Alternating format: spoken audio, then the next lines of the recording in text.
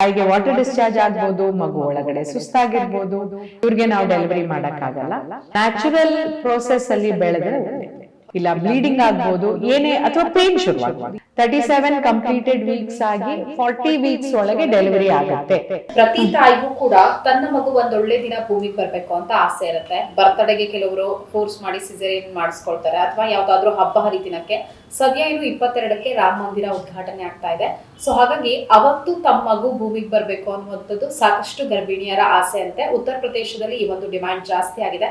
So ಬೆಂಗಳೂರಲ್ಲಿ ಹೇಗಿದೆ? ಈ ತರ ಕೇಸಸ್ ನಿಮ್ಗೂ ಬಂದಿದ್ಯಾ? ಹೇಗೆ ಬಂದಿದ್ದಾರೆ ಕೇಳ್ಕೊಂಡು, ನಮಗೆ 22ನೇ ತಾರೀಕು ಡೆಲಿವರಿ ಬೇಕು, ಅದು ಐತಿಹಾಸಿಕ ದಿನ ಅಲ್ವಾ, ನಮ್ಮ ದೇಶಕ್ಕೆ ಒಂದು ಹಬ್ಬದ ಥರ ಅದು ರಾಮ ಮಂದಿರ ಉದ್ಘಾಟನೆಯ ದಿನ. ಬಟ್ ನಾವು ಎಲ್ಲರಿಗೂ ಹಾಗೆ ಮಾಡೋಕ್ಕಾಗಲ್ಲ. ಏನಕ್ಕೆ ಅಂದರೆ ಆ ದಿನ ಜನ ಸಿಸೇರಿಯನ್ ಕೇಳಿದ್ರೆ ಅದು 37ರಿಂದ 38 ವಾರ ಇಲ್ಲ 39 ವಾರ ಇರೋರಿಗೆ ಮಾಡ್ಬೋದೇ ಹೊರತು, ಈಗ 14ನೇ ಜನವರಿ 14 ಇರೋರು ನಮಗೆ 22 ತನಕ ವೇಟ್ ಮಾಡಿ ಅಂದರೆ ಆಗಲ್ಲ. ಅಷ್ಟರಲ್ಲಿ ಏನಾಗುತ್ತೆ, ಮಗುಗೆ ತಾಯಿಗೆ ವಾಟರ್ ಡಿಸ್ಚಾರ್ಜ್ ಆಗ್ಬೋದು, ಮಗು ಒಳಗಡೆ ಸುಸ್ತಾಗಿರ್ಬೋದು, ಇಲ್ಲ ಬ್ಲೀಡಿಂಗ್ ಆಗ್ಬೋದು, ಏನೇ ಅಥವಾ ಪೇನ್ ಶುರುವಾಗ್ಬೋದು, ಏನೇ ಆದರೂ ನಾವು ಎಮರ್ಜೆನ್ಸಿ ಮಾಡಬೇಕಾಗತ್ತೆ. ಯಾರು 37ರಿಂದ 38 ಕಂಪ್ಲೀಟ್ ಮಾಡಿದ್ದಾರೆ ಅಂಥವ್ರಿಗೆ ನಾವು ಈಗ ಅವ್ರಿಗೆ 28 29 ಡೇಟ್ ಇದೆ, ಆವಾಗ ಅವರು ಈ ಡೇಟ್ ಇಡಿಸ್ಕೋಬೋದೇ ಹೊರತು, ಇನ್ನು 36 ವಾರದವ್ರಿಗೆ ಅಂದರೆ ಇನ್ನೂ 9 ತಿಂಗಳ 36 ವೀಕ್ಸ್ ಅಲ್ಲೇ ಇದ್ದು 37 38ಗೆ ಬರದೇ ಇರೋರು, ಯಾಕೆಂದ್ರೆ 36 ಒಳಗೆ ಅಂದ್ರೆ 36 ವಾರದ ಒಳಗೆ ಅದು ಬಾರ್ಡರ್ ಲೈನ್ ಪ್ರೀಟರ್ಮ್ ಆಗುತ್ತೆ. 35 ಅಂದ್ರೆ ಪ್ರೀಟರ್ಮೇ ಅದು. ಹಾಗೇನೆ ಪೋಸ್ಟ್ ಡೇಟೆಡ್ ಈಗ 40 ವಾರಕ್ಕೆ ಟರ್ಮು, 40 ವಾರ ಆಗಿ 41 ಇಲ್ಲ 42 ವಾರಕ್ಕೆ ಇವ್ರಿಗೆ ನಾವು ಡೆಲಿವರಿ ಮಾಡೋಕ್ಕಾಗಲ್ಲ. ಅಫ್ಕೋರ್ಸ್ ಎಬ್ರಾಡಲ್ಲಿ ವೇಟ್ ಮಾಡ್ತಾರೆ, ಬಟ್ ಏಷ್ಯನ್ಸು ಅಂದರೆ ನಾವು ಇಂಡಿಯನ್ಸ್ ಎಲ್ಲ ಏಷ್ಯನ್ ರೇಸಲ್ಲಿ ಬರ್ತೀವಿ. ಈಗ ಏಷ್ಯನ್ಸ್ಗೆ 38ಕ್ಕೆ ಮೆಚ್ಯೂರಿಟಿ ಆಗುತ್ತೆ ಮಗುದು ಅಂತ ಒಂದು ಸ್ಟಡಿ ಇದೆ. ಸೊ ಆದಷ್ಟು ಜನ ಪೋಸ್ಟ್ ಡೇಟೆಡ್ ಹೋದರೆ ಮಗು ಸುಸ್ತಾಗಿ ತೊಂದರೆ ಆಗೋ ಚಾನ್ಸ್ ಇರುತ್ತೆ. ಆದ್ದರಿಂದ ನಾವು 38ರಿಂದ 39 ವಾರದಲ್ಲಿ ಆದಷ್ಟು ಡೆಲಿವರಿ ಮಾಡೋಕ್ಕೆ ನೋಡ್ತೀವಿ. ಇವನ್ ನಾರ್ಮಲ್ ನಾವು ಡೆಫಿನೇಷನ್ ಆಫ್ ಲೇಬರ್ ನೋಡಿದಾಗೂ ಹಾಗೇನೆ 37 ಕಂಪ್ಲೀಟೆಡ್ ವೀಕ್ಸ್ ಆಗಿ 40 ವೀಕ್ಸ್ ಒಳಗೆ ಡೆಲಿವರಿ ಆಗುತ್ತೆ ಮೆಜಾರಿಟಿ. ಇನ್ ನೆಕ್ಸ್ಟ್ 10% ಪೋಸ್ಟ್ ಡೇಟೆಡ್ ಹೋಗುತ್ತೆ ಇಲ್ಲ ಪ್ರೀಟರ್ಮ್ ಆಗುತ್ತೆ ಅಂತ ಸ್ಟ್ಯಾಟಿಸ್ಟಿಕ್ಸ್ ಹೇಳುತ್ತೆ. ಓಕೆ, ಈಗ ರಾಧಾಕೃಷ್ಣ ಮಲ್ಟಿ ಸ್ಪೆಷಾಲಿಟಿ ಮತ್ತೆ IVF ಸೆಂಟರ್ಗೆ ಎಷ್ಟು ಈ ತರ ಕೇಸಸ್ ಬಂದಿದೆ?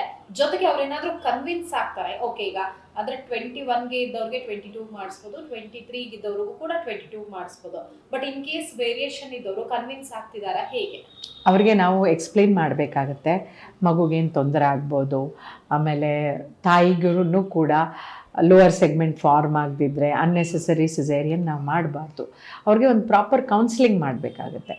ಆಮೇಲೆ ಮಗುಗೆ 36 ವಾರಕ್ಕೆ ಪ್ರೀಟರ್ಮ್ ಆಗಿ ಅದು NICU ಹೋಯಿತು ಅಂದರೆ, ಆಮೇಲೆ ಲಂಗ್ ಮೆಚುರಿಟಿ ಸರಿಗಾಗದೆ, ಕೆಲವು ಡಯಾಬಿಟಿಕ್ಸ್ ಎಲ್ಲ ಇರ್ತಾರೆ, ಅವ್ರಿಗೆ ಡಿಲೇಡ್ ಆಗಿ ಲಂಗ್ ಮೆಚುರಿಟಿ ಆಗುತ್ತೆ, baby lung maturity. So unnecessary baby NICU ಹೋಗಿ ಇಂಟ್ಯೂಬೇಷನ್ ಮಾಡಿಸ್ಕೊಂಡು ಸರ್ಫೆಕ್ಟೆಂಟ್ ಎಲ್ಲ ಕೊಟ್ಟು ಆಮೇಲೆ ಬೇಬಿಗೆ ಸೆಪ್ಸಿಸ್ ಆಗಿ ಇದೆಲ್ಲ ಪ್ರಾಬ್ಲಮ್ಸ್ ನಾವು ಅವ್ರಿಗೆ ಎಕ್ಸ್ಪ್ಲೈನ್ ಮಾಡಿದ್ರೆ ಅರ್ಥ ಮಾಡ್ಕೋತಾರೆ. ನಾವು ಹೇಳಬೇಕಾಗತ್ತೆ ಅಷ್ಟೇ. ಈಗ ಅವಧಿ ಪೂರ್ವ ಸಿಸೇರಿಯನ್ ಅಲ್ಲಿ ಏನೆಲ್ಲ ಒಂದಷ್ಟು ಟಾಸ್ಕ್ ಇರುತ್ತೆ, ಅಂದ್ರೆ ಯಾಕಂದ್ರೆ ಅಷ್ಟು ಈಸಿ ಆಗಿರಲ್ಲ, ಮತ್ತೆ ಏನ್ ಚಾಲೆಂಜಸ್ ಇರುತ್ತೆ? ಈಗ ಅವಧಿ ಪೂರ್ವಕ ಸಿಸೇರಿಯನ್ ನಾವು ಎಲ್ಲರಿಗೂ ಮಾಡೋಂಗಿಲ್ಲ. ಇಂಡಿಕೇಟೆಡ್ ಇದ್ರೆ, ಈಗ ತಾಯಿಗೆ ತುಂಬ BP ಇದೆ, ಅಲ್ಲ ತಾಯಿಗೆ ಅಬ್ರಪ್ಷೋ ಪ್ಲಸೆಂಟಾ ಅಂತ ಹೇಳ್ತೀವಿ, ಬ್ಲೀಡಿಂಗ್ ಆಗ್ತಾ ಇದೆ ಬಟ್ ಮಗು ಒಳಗಡೆ ಚೆನ್ನಾಗಿದೆ, ಆವಾಗ ಇಲ್ಲ ಪ್ರೀಟರ್ಮು ಅಂದರೆ ಇನ್ನೇನು ಡೆಲಿವರಿ ಆಗಿಬಿಡುತ್ತೆ, ಇಲ್ಲ ತುಂಬ ಪ್ರೆಷಸ್ IVF ಪ್ರೆಗ್ನೆನ್ಸಿ, ತಾಯಿಗೆ BP ಜಾಸ್ತಿ ಆಗಿ ಫಿಟ್ಸ್ ಬರೋ ಸ್ಟೇಜಲ್ಲಿದ್ದಾರೆ. ಸೊ ಇವ್ರಿಗೆಲ್ಲ ನಾವು ಅವಧಿಪೂರ್ಣ ಸಿಸೇರಿಯನ್ ಮಾಡಬೇಕಾಗತ್ತೆ. ಅಂದರೆ ಇದು ಇಂಡಿಕೇಟೆಡ್, ಅಬ್ಸಲ್ಯೂಟ್ ಇಂಡಿಕೇಶನ್ ಅಂತ. ಈ ಥರದ್ರಲ್ಲಿ ಏನಾಗುತ್ತೆ, ನಾವು NICUಗೆ ಫಸ್ಟನ್ನೇ ಇನ್ಫಾರ್ಮ್ ಮಾಡಿರ್ತೀವಿ. NICU ಟೀಮ್ ನಮ್ಮಲ್ಲಿ ಡೆಲಿವರಿ ಆಗೋ ಸಿಸೇರಿಯನ್ ಆಗೋ ಒಟ್ಟಿಗೆ ಬರುತ್ತೆ, ಬಂದು ಬೇಬಿನ ವ್ರ್ಯಾಪ್ ಮಾಡಿಬಿಟ್ಟು NICUಗೆ ಶಿಫ್ಟ್ ಮಾಡ್ತೀವಿ. ಆಮೇಲೆ NICU ಕೇರ್ ಇರುತ್ತಲ್ಲ, ಅದು ತುಂಬ ಇಂಪಾರ್ಟೆಂಟು. ಆಮೇಲೆ ನಾವು ಈ ಅವಧಿಪೂರ್ಣ ಸಿಸೇರಿಯನ್ ನಾವು ಮಾಡೋರಿಗೆ ಕೆಲವು ಮೆಡಿಸಿನ್ಸ್ ಎಲ್ಲ ಕೊಡಬೇಕಾಗತ್ತೆ, ಅಂದರೆ ಲಂಗ್ ಮೆಚುರಿಟಿಗೆ, ಆಮೇಲೆ ಇದ್ರದ್ದು ಕರಳೆಲ್ಲ ಮೆಚುರಿಟಿ ಆಗೋಕ್ಕೆ, ಬ್ರೈನ್ ಮೆಚುರಿಟಿ ಆಗೋಕ್ಕೆ. ಸೊ ಅದನ್ನೆಲ್ಲ ಫಸ್ಟೇ ನಾವು ಕೊಟ್ಬಿಟ್ಟು ಆಮೇಲೆ ಬೇಬಿನ ಶಿಫ್ಟ್ ಮಾಡ್ತೀವಿ ಡೆಲಿವರಿ ಮಾಡಿ. ಸೊ ಹೀಗಿದ್ದಾಗೂ ಕೂಡ ಈ mother's womb is the best incubator. ತಾಯಿ ಗರ್ಭದಷ್ಟು ಒಳ್ಳೆ ಇನ್ಕ್ಯುಬೇಟರ್ ಇನ್ಯಾವುದೂ ಅಲ್ಲ. ಸೊ ಆದ್ದರಿಂದ ಯಾವುದೇ ಕಾರಣಕ್ಕೂ ಆದಷ್ಟು ಗರ್ಭಕೋಶದ ಒಳಗೆ ಮಗುನ ಬೆಳೆಸಕ್ಕೆ ನೋಡಬೇಕೇ ಹೊರತು ಅವ್ರನ್ನ ಡೆಲಿವರಿ ಮಾಡ್ಬಾರ್ದು. ನಾನೊಂದು ಸಣ್ಣ ಎಕ್ಸಾಂಪಲ್ ಕೊಡ್ತೀನಿ. 26 ವಾರಕ್ಕೆ ನಂದೊಂದು ಪೇಷಂಟು ಮೆಮ್ರೇನ್ಸ್ ಬಲ್ಜಿಂಗ್ ಅಂತ ಬಂದರು. ನಾವು 28ಕ್ಕೆ ಅವ್ರನ್ನ NICUಗೆ ಶಿಫ್ಟ್ ಮಾಡ್ಬೋದಿತ್ತು. ಬಟ್ ಬೇಬಿ ತಾಯಿ ಹೊಟ್ಟೆಯಲ್ಲಿ ಬೆಳೀಲಿ ಅಂತ ಪಾಪ ತಾಯಿನೂ ತುಂಬ ಕೋಆಪರೇಟಿವ್ ಇದ್ದರು. ಕಾಲ್ ಮೇಲೆ ಮಾಡಿ, ಅಂದರೆ ಆಲ್ಮೋಸ್ಟ್ ಹೆಡ್ ಆ್ಯಂಡ್ ಅಪ್, ಕಾಲ್ ಮೇಲೆ ಇಟ್ಟು ತಲೆ ಕೆಳಗೆ ಮಾಡಿ ಅವ್ರನ್ನ 33 ವಾರದ ತನಕ ತಳ್ಳಿದ್ದೀವಿ ನಾವು. 33 ವಾರಕ್ಕೆ ಅವರು ಲೇಬರಲ್ಲಿ ಹೋದರು, ಅಂದರೆ ವಾಟರ್ ಡಿಸ್ಚಾರ್ಜ್ ಶುರುವಾಯಿತು. ಆಮೇಲೆ ಡೆಲಿವರಿ ಮಾಡಿದ್ವಿ. ಸೊ ಆವಾಗ NICU ಡ್ಯೂರೇಷನ್ ಶಾರ್ಟ್ ಆಯಿತು. ಸೊ ಹೀಗಾಗೋದ್ರಿಂದ ಏನಾಗುತ್ತೆ ಅಂದರೆ ಬೇಬಿ ಮೆಚುರಿಟಿ ಚೆನ್ನಾಗಾಗುತ್ತೆ, ಕಾಂಪ್ಲಿಕೇಶನ್ಸ್ ಬೇಬಿಗೆ ಪ್ರೀ ಟರ್ಮಿಂದ ಆಗೋದನ್ನು ನಾವು ತಡೆಗಟ್ಬೋದು. ಸೊ ಆದ್ದರಿಂದ ಆದಷ್ಟು ಮಗು ನ್ಯಾಚುರಲ್ ಪ್ರೋಸೆಸ್ಸಲ್ಲಿ ಬೆಳೆದ್ರೆ ಒಳ್ಳೆಯದು. ಓಕೆ, ತಾಯಿ ಮೇಲೂ ಆರೋಗ್ಯದ ಮೇಲೆ ಎಫೆಕ್ಟ್ ಆಗುತ್ತಲ್ವಾ? ಹೌದು, ತಾಯಿ ಆರೋಗ್ಯದ ಮೇಲೆ ಇನ್ಫೆಕ್ಷನ್ಸ್ ಆಗ್ಬೋದು. ಇಲ್ಲ ತಾಯಿಗೆ ಅಂದರೆ ನಾವು ಸಿಸೇರಿಯನ್ ಅನ್ನೆಸೆಸರಿ ಮಾಡಿದಾಗ ಒಂದು ಸ್ಕಾರ್ ಅದು ದೇಹದಲ್ಲಿ. ಸೊ ಅದು ಅನ್ನೆಸೆಸರಿಯಾಗಿ ನಾವು ಕೊಟ್ಟಾಗುತ್ತೆ. ಈಗೇನೋ ಮೂರ್ತಾ ಇದೆ ಮಾಡಿಬಿಡಿ, ಹಾಗೆ ಮಾಡಬಾರ್ದು.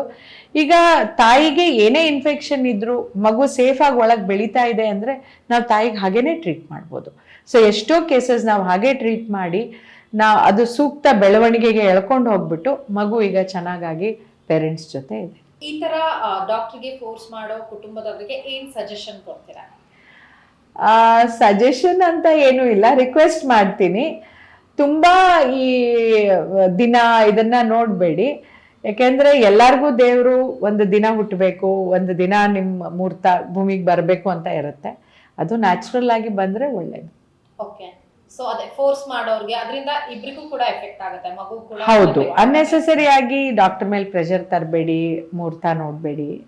ಅಫ್ಕೋರ್ಸ್ ಈಗ ನಾವು ಸಿಸೇರಿಯನ್ ಅಂತ ಹೇಳ್ತೀವಿ, ಆವಾಗ ನೆಕ್ಸ್ಟ್ ಅವರಲ್ಲಿ ಚೆನ್ನಾಗಿದೆ ಇನ್ನೊಂದು ಅವರ್ ತಳ್ಳೋಣ, ಇಲ್ಲ ನಾಳೆ ಮಾಡಿಸ್ಬೋದಾ, ಇಲ್ಲ ಇನ್ನೊಂದು 2 ದಿನ ಬಿಟ್ಟು ಚೆನ್ನಾಗಿದೆ.